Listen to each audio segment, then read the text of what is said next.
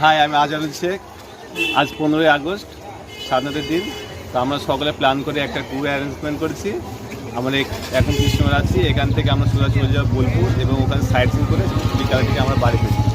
তো আমরা সকলে চলে এসেছি, প্রায় 5 জন আমরা চলে এসেছি। এখন কিছু আসতে বাকি আছে, সবাই আসছে। এই হচ্ছে আমাদের সবার, দেখে না সকলে এসছে। তো আবার যে রাস্তায় দেখা যাচ্ছে বাইক নাম দেখি যে রাজু, গোপাল, ক্যামেরা করছে আমাদের জহির,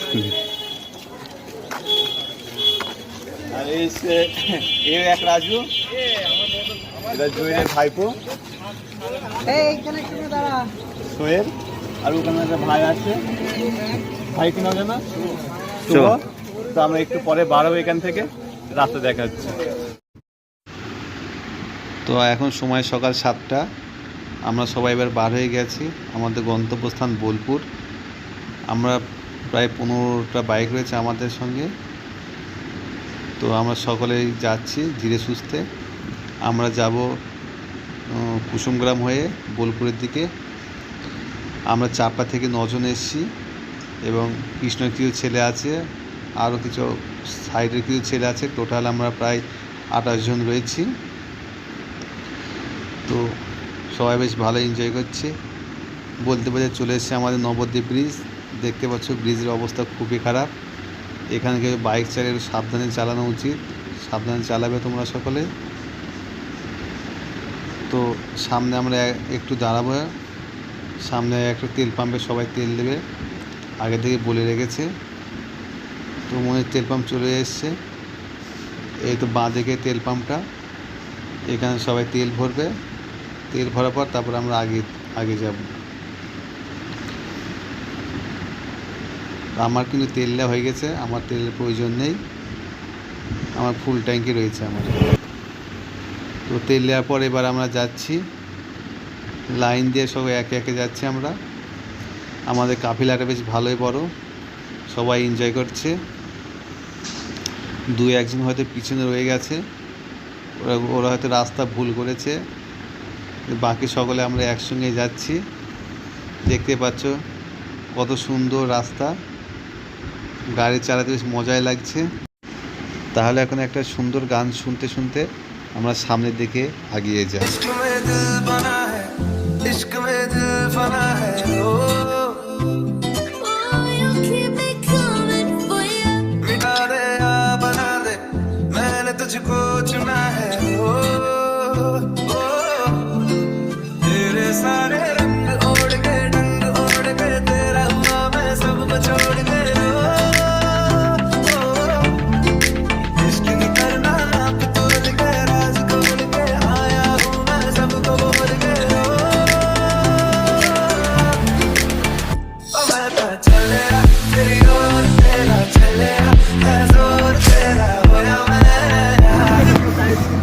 এখন আমরা দাঁড়িয়ে আছি কুসুমগ্রাম পার হয়ে।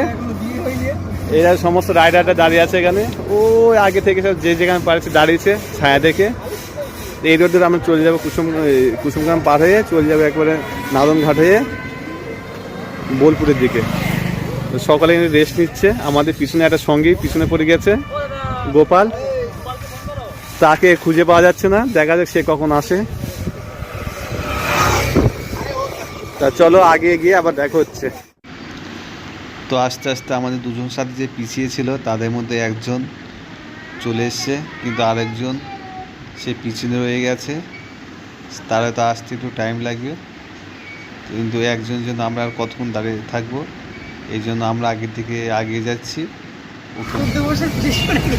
এই হচ্ছে গোপালদা, আস্তে আস্তে হারিয়ে গিয়েছিল, নবদ্বীপে হারিয়ে গিয়েছিল, উল্টো চলে গিয়েছিল প্রায়।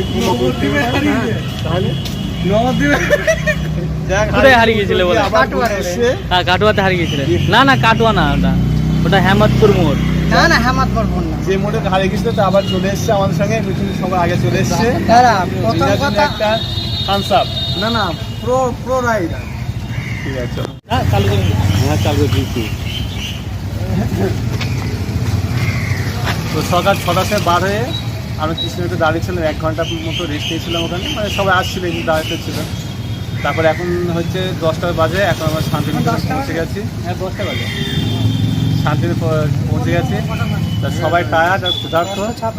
এখন আমরা যাবো, গিয়ে খাওয়া দাওয়া করবো, তারপর দেখবো পরের প্ল্যান কি আমাদের আছে। তা দেখতে পাচ্ছি সকল দাঁড়িয়ে আছে, এদিকে ওদিকে ছড়িয়ে ছিটে আছে। আমরা রাজু দাঁড়িয়ে আছে, সবাই ফোনে ব্যস্ত। যাওয়া যায় কি খাবার টেবিলে বসে। এটা হচ্ছে শান্তি। তো এটা হচ্ছে বোলপুরে আমার কুঠির সোসাইটি। এখান থেকে এখানকার গরিব মানুষের অনেক কিছু সাহায্য করা হয়। রবীন্দ্রনাথের মূর্তি এটা অনেক আগে থেকে রয়েছে এখানে। সাধারণ মানুষের প্রচুর হেল্প করা হয় এখান থেকে, তাদের অনেক কর্মসংস্থান করা হয়। তো ওই দিকে আমরা যাব, ওই দিকে একটা নদী আছে ছোট, ওই নদীর ধারে বসে রবীন্দ্রনাথ গল্প কবিতা লিখতেন। চলো আমরা নদীটা দেখে আসি। এই তো গোপাল আমাদের আগে আগে যাচ্ছে, ওই আমাদের দেখাচ্ছে নদীটা কোথায়। এর আগে ও এসেছিল, এই জন্য ও জানে, কিন্তু আমি এটা জানি না। এই তো চলেছে সামনের নদীটা, খুবই ছোট নদী, প্রায় বন্ধ হয়ে যাওয়ার মুখোমুখি। ওইদিকে প্রচুর চর পড়ে গেছে। নদীটা খুবই ছোট, গোপাল আমাকে দেখাচ্ছে নদীটা। নদীটা ছোট, নদী খুবই সুন্দর। তো এখানে বেশি আর কিছু দেখার মতো কিছু নেই। এই দেখো ভাই কী সুন্দর লাগছে নদীটা, ছোট নদী, ভালো লাগছে। আজ 15ই আগস্ট, তাই বোলপুর এবং শান্তিনিকেতনের বেশিরভাগ দর্শনীয় স্থানগুলোই বন্ধ রয়েছে। তো আমরা বেশি কিছু দেখতে পাবো না আজ। তো আশেপাশে কিছু কিছু জায়গা আছে যেগুলো আমরা দেখবো, এবং তারপরে আমরা বাড়ির দিকে যাব। তো চলো সামনে দেখা যাক কী দেখায় আমাদের। এখানে আমাদের একটি যে মেন গাইড রয়েছে, তিনি একটি লেডি রাইডার, তিনি আমাদের সমস্ত কিছু ঘুরে ঘুরে দেখাচ্ছে। তিনি এখানকার লোকাল। দেখি এবার আমাদের কোথায় নিয়ে যায়, আগে গিয়ে দেখা।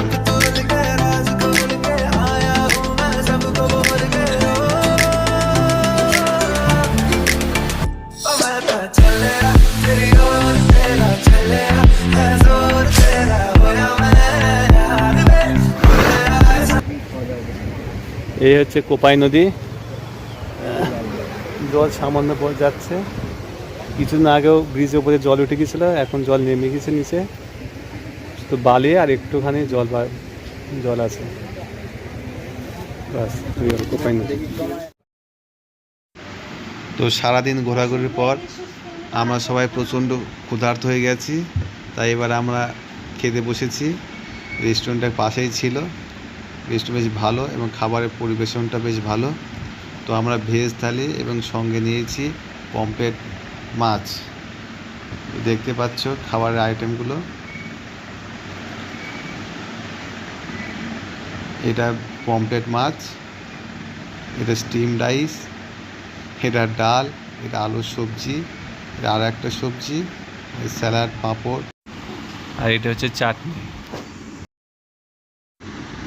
খাবার টাবার খাওয়ার পর আমরা একটি ফটোশ্যুটের জন্য একটি জায়গায় আসলাম। জায়গার বেশি সুন্দর, দেখো তোমরা, দেখতে বেশ ভালোই লাগছে। এটাকে ফরেস্টও বলা যায় না, আবার বাগানও বলা যায় না, এর একটা মিক্সিং বলা যেতে পারে। এখানে প্রচুর লোকজন এসছে এখানে। তো জায়গাটা খুবই সুন্দর লাগছে। ওইখানে বাইকটা পার্কিং করেছি আমি, দেখতে পাচ্ছ। এখানে আমরা সব ফটোশ্যুট করব, তারপর এখান থেকে আমরা বাড়ির দিকে যাব। তো সকলে রিল্যাক্স করছে এখানে এসে, আর সবাই ছবি উঠছে। তো এখন বিকাল হয়ে গেছে, বেশিক্ষণ আমরা এখানে দাঁড়াবো না, খুব তাড়াতাড়ি আমরা এখান থেকে বাড়ি যাব।